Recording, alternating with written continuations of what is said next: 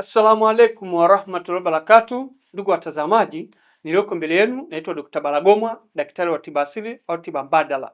Ni mbobezi wa maradhi ya wakina mama pia na wakina baba.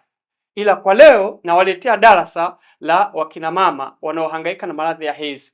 Kabla sijawaletea darasa, pia hapa mbele yangu kuna tiba ya hormone imbalance, kuna tiba ya mirija.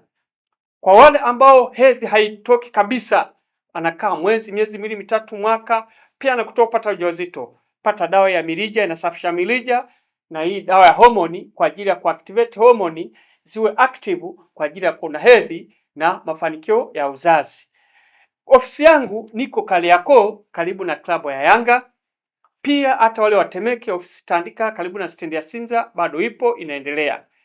Kwa namba za simu 0694 029277 au 0655782996. Dr. Balagomwa, fuatilia kwa YouTube yangu, channel yangu Dr. Balagomwa TV Online. Kuna faida na darasa mbalimbali.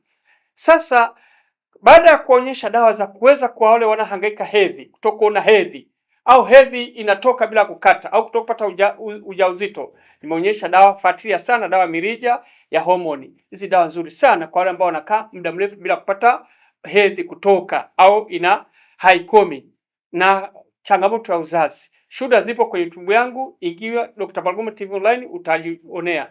Ila leo nimewaletea darasa kujitibia ukiwa nyumbani kwako. Kwa yule mtu ambaye hedhi haikati, inatoka siku nyingi, imepita siku 7, 8, 9, 10.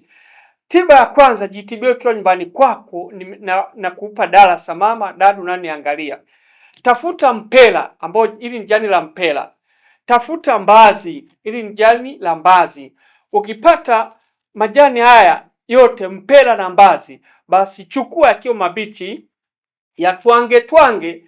Ukishayatwanga weka kwenye maji ya baridi tu, kisha koroga kwa pamoja, pata maji yake, yani dawa yenyewe ambayo imeshakuwa kimiminika. Basi kunywa glasi moja kutwa mara 3, asubuhi, mchana, jioni. Asubuhi, mchana, jioni, muda wa siku 2. Kuna mwingine akinywa asubuhi mpaka kufika jioni, unakuta hedhi inaanza kupungua mpaka keshi na kata.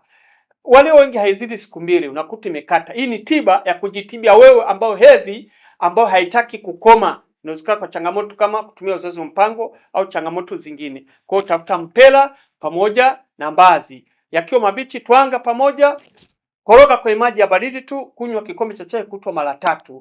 Jitibie ukiwa nyumbani sana. Ila kwa faida na darasa na masomo mbalimbali, nifuatilie Dr. Balagomwa TV Online, na nimeamua kuwa nawafundisha. Karibu sana.